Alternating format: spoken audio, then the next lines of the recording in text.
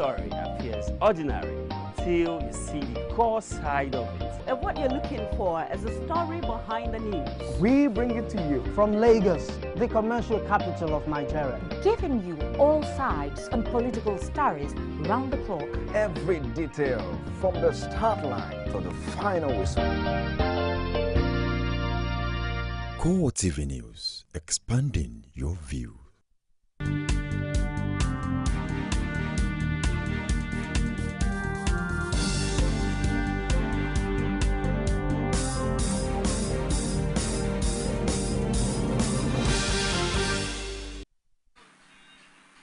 Hello and welcome to CoreTV News on the Hour. I am Frank Omalape, and here are some of the stories we're filing at this time. The Christian community in Adamawa State have called for the suspension of all political activities in the country to enable the federal government concentrate on the fight against insurgency. The Christian leaders say activities of the Boko Haram suggest a deliberate attempt to annihilate Christians in Adamawa State.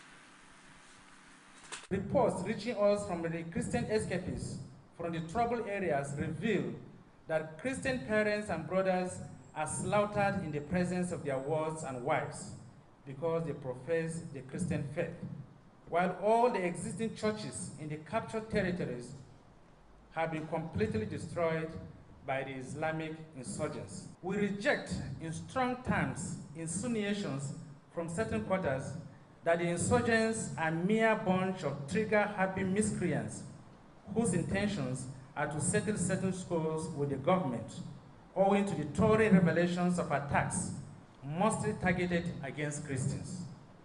We are therefore tempted by these circumstances to believe that the whole onslaught is a deliberate attempt to exterminate Christians in the captured region. We strongly recommend the total suspension of all political activities in Nigeria to allow the federal government face squarely and sincerely the devastating reality of Boko Haram activities in the northeast, particularly in Adamawa, Borno, and Yobe states, which is threatening the corporate existence of the Nigerian state. The Nigerian Air Force headquarters has launched an investigation into the crash of a military helicopter in Yola, the Adamawa state capital. This is in spite of the military describing the incident as a controlled force landing in a statement on its website. The investigation, according to the defense headquarters, is to unravel the circumstances behind the incident. It said the helicopter, with call sign Shark 23, was on a training mission when it went down 4 minutes after takeoff and the runway approach end of Yola International Airport. The military added that no casualty was recorded as all the new crew members returned to base. Meanwhile, the military authorities have brushed off claims that helicopters ferried the family of the Chief of Defense Staff to safety just before Mobi fell to Boko Haram insurgents. The Defense Headquarters said in a statement on its website that the claims made by an online media is false. It maintained that the helicopter sighted in Mobi was on a mission to reinforce ground troops in preparation of efforts to repel the attack. Defense Headquarters insisted that the helicopter did not convey any civilian or relation of Sidi Ali's body. It also advised the mass media to beware of lifting stories at the military from online media, which it described as the main channel of disseminating falsehood and happenings in the system. President Goodluck Jonathan has assured Nigerians that those behind the death of scores of students in Potiskum will be brought to justice no matter how long it takes. He insisted that a similar fate awaits perpetrators of continuing acts of terrorism across the country. The president also sympathized with grieving parents and the government of Yobe State over the death of over 40 students in the suicide bomb attack on the government science secondary school in Potiskum. Away from that now, protesters took their grievances concerning the shorted distribution of permanent voter cards in Lagos to the electoral body's headquarters in the state on Monday. The promise by the resident electoral commissioner Adekunle Ogunmola that Lagosians should take him by his words that all eligible voters will get their permanent voter cards before the 2015 general election did little or nothing to stop the protest. Our correspondent Omotaya tells us more.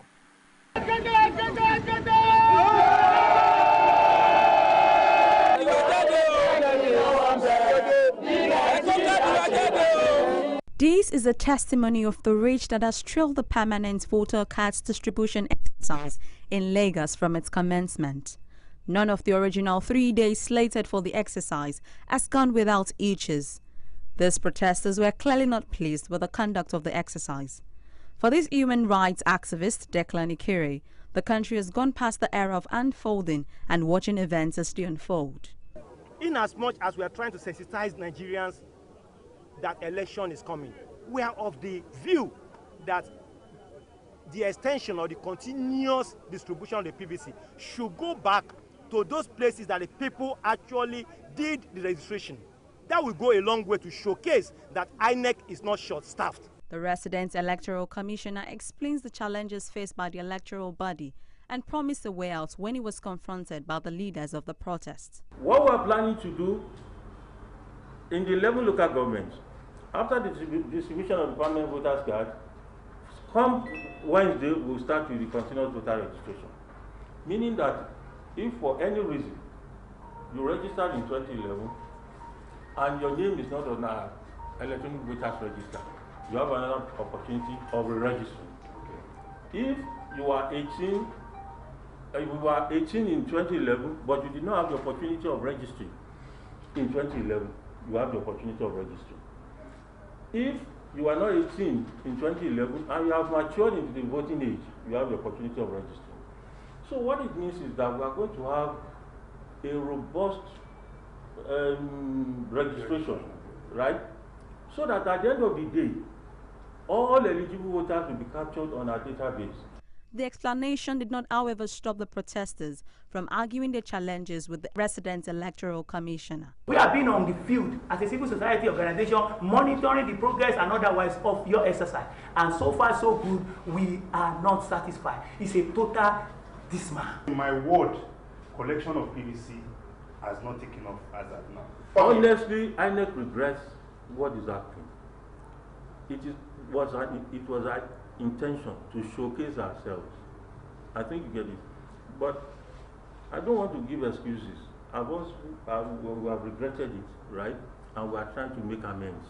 The outcome of the decision reached with the electoral commissioner was, however, taken with a pinch of salt by all the protesters, who all the same dispersed with a vow to come back again if their grievances are not treated urgently. Major information is that registrations and collection of PPC will not stop today or tomorrow.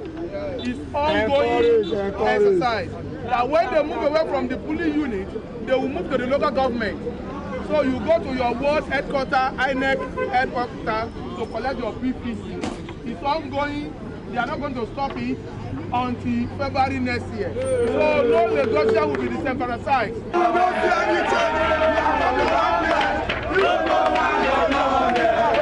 Omotayo, CoreTV News, Lagos. Despite the hitches trailing the ongoing distribution of permanent voter cards by the Independent National Electoral Commission in 9 states across the Federation, some civil groups have staged a sensitization forum in Ogun State to enlighten the electorate on the importance of the exercise. Our correspondent, Olajumoke Olatuji, was in Abeokuta, the Ogun State capital, and brought back this report. Ahead the 2015 general polls, the Independent National Electoral Commission, INEC, has said one of its major objectives is to have itch-free and credible elections. To achieve this, INEC came up with the idea of the permanent voter cards in 2013 and the continuous voter registration. The distribution of the PVC, which is ongoing, has been characterized by irregularities, which has also discouraged many Nigerians. Against this backdrop, The Women Arise staged a rally in collaboration with the Ogun State Coalition for Civil Rights to sensitize residents of the state on the need to take part in the continuous voter registration, which commences on Wednesday. There is time for people who are here to collect their permanent voters card to do so. We are going, this is a litmus test, and we are going to x-ray all that has been happening. And those who are to be blamed, the people of this country, we know them and blame them. But I want everyone, Nigerians, citizens of Ogun State, wherever anyone resides, for them not to be disillusioned. I'm an incurable optimist. I'm so optimistic that this project will not fail. It will not fail when all of us come out to exercise our civic responsibility. The Ogun State INEC HOD of Operations, Sam Ogunjemilio, and Chairman of the Coalition for Civil Rights, Yinka Folarin, both enjoined Nigerians not to be discouraged by the shortcomings experienced during the distributions of the PVCs. It's a collective work for us as a Nigerian that we must, in ensuring that we endure the democracy. And because of the fact that INEC does not even want to disenfranchise anybody, that is why the second chance of continuous voter registration is being given. If you don't find your name, or you have not collected your permanent voter's card, and you register, but you didn't find your name on the list, you have the second chance. Nigeria is for the Nigerians. And to have the best, to have the deserved Nigeria, we must all participate, irrespective of the challenges we are facing. The police in the state also used the occasion to advise the electorate to shun electoral violence and malpractices ahead of the 2015 general elections. The police will not allow any electoral malpractices. The police will not allow any electoral violence. I said it at the program we had this morning. I said as a figure to INEC was an instrument to me. The total number of polling booths or polling units we have in Ogun State is 3,210. So I now relate it to electoral violence in Ogun State that over time the thing has been coming down over time in the state. 3210 is telling you we are going to have zero tolerance for electoral violence. We are going to have zero tolerance for political talking. The sensitization was well received by the electorate and political observers who commended the organizers for its timeliness. Olajumoke Latuji, CoreTV News. Registration 12 to 17 November 2014. Register now. You're still watching CoreTV News on the hour. After the break, Tafawa Balewa's son insists he's still in the presidential race. Find out more after this timeout. Stay with us. I've been foreseeing it as a form of jamboree. It's a normal thing we have been experiencing it in the past. If you look at the Obasanjo regime, they did the same. But what's the outcome of it? We cannot do without our health. If it's necessary, they should do it. When you are a small child, your children, they went to a free school this year. But now, why they cannot put the money up like that? They are there making laws, chopping money over there. You are sending somebody to unknown area to go and fry the Boko Haram. It's not possible. Because it's their work they receive. Try and know their problem, what they really want in this country, and settle them. At this particular period in time, because it will not pay the government. You can't predict Nigeria. Nigeria, they know their way out. If they, telling people, say, oh, can't do this, they will follow. Because the people that we have on ground, what are they actually doing? This one, Opara decided before, make Northers go, make Easters stay. Yeah. You women are bringing the problem. Women are wearing trousers. Deuteronomy said that no woman should wear woman's shirt. No man should wear woman's shirt. God is annoyed with people. The People, only on CoreTV News. For more information on our news and other programs, visit our social media platform, facebook.com/CoreTV News, and our Twitter handle at CoreTV News NG. You can also log on to youtube.com/CoreTV, leave a space, the news. PDP presidential aspirant Abdul Jalil Tafawa Balewa says he's still in the race for the party's ticket, having collected the necessary nomination forms before the deadline. Tafawa Balewa stated this in a chat with CoreTV News in Abuja, during which he maintained that he was under no pressure from the party to step down for President Goodluck Jonathan. He also dismissed claims made by Edwin Clark about his readiness to withdraw from the race for the right to fly the PDP's flag at the 2015 presidential election. I'm still contesting. Okay. What had happened that day was that I was called to Dr. Ike Clark's house. He has been a father to me in particular, but to the nation at large. He is a wonderful patriotic nationalist. So there is absolutely no reason why he will call me and I wouldn't go there. He's one of the very few people that can tell me to jump and I will ask how high. So when Daddy started talking about what the governors are doing that nears avarice, wanting to go to the Senate after 8 years of being governor when they already have pensions and have a lot of perks. What about if the senators that are there are already serving the people well?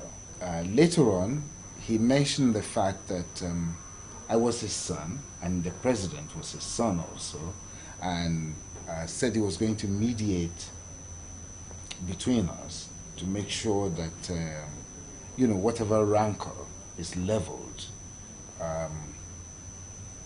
And that was all. Then some press people, I don't know whether it's electronic or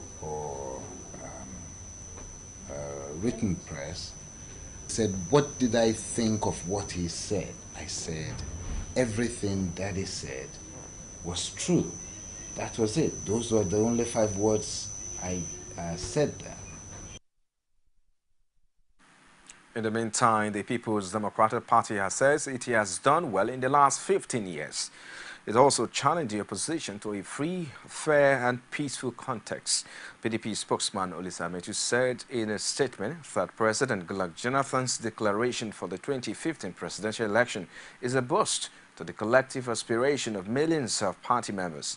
It added that the unanimous endorsement of the president for a second term by the party is a decision anchored on the need to protect national interest against the backdrop of a sectional stance of the opposition. You're still watching CoreTV News and the Hour. We'll take another break now. Be back shortly with more stories in sport and business. Do join us again. You can now watch CoreTV News live from anywhere in the world on our website, www.coretvnews.com. Click on Live TV on our website and watch us live. And welcome to CoreTV Primetime Days. To follow us on Twitter, click on Twitter icon on our website. On Facebook, click on the Facebook and YouTube to see all our previous news production. You can also watch us live on YouTube. Click CoreTV, leave a space, then News. CoreTV News, a 24-hour news station. And in business now, former Minister of Power Energy has explained why a notable multinational power company, General Electric, has dominated the nation's power sector.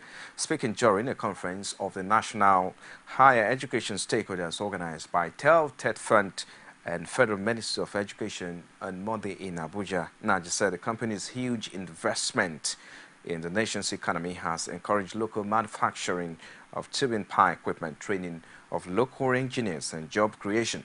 He says General Electric was persuaded through a partnership to manufacture some of the imported power equipment in the country, invest in the economy and train local engineers who have become experts in other nations.